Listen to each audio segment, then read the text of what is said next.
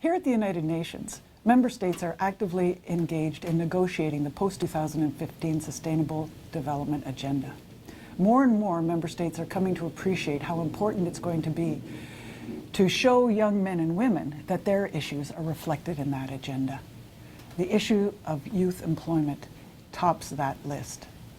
In the labor market today, young men and women are often in the informal economy, in jobs that are only part-time, in jobs that don't reflect their educational attainment. And we can do better. The International Labour Organization has had the challenge of youth employment on its agenda for a long time.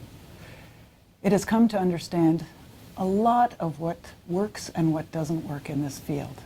First and foremost, what we know is it's not just about the quantity of jobs for young men and women, it's about the quality of those jobs. Youth need access to decent work. Now, what can countries do to help achieve that decent work? Well, a number of things.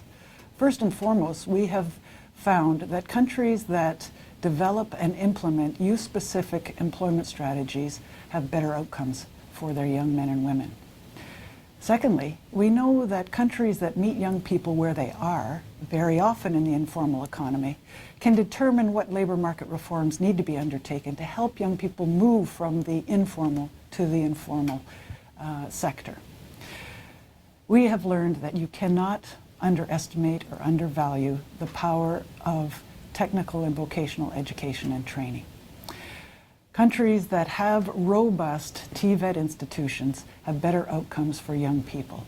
Countries that respect and encourage youth to get into apprenticeships have better outcomes for their young men and women. More recently, we have been following those countries that are implementing youth guarantees.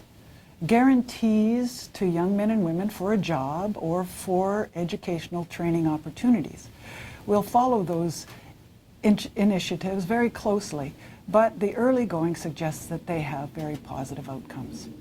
Youth, at this stage in their lives, are beginning to realize their aspirations. If they don't make a smooth transition from school to work, their earning power, their ability to connect with their communities and with their societies can be limited over the course of their whole lives. The International Labour Organization is here in New York working with member states alongside our social partners to help them with the solutions and the strategies to identify the indicators that we should measure to ensure that we make progress in support of young men and women and their challenges in the labor market. It's an important element for the International Labour Organization, it's an important element for the United Nations, and it's an important element for this global agenda.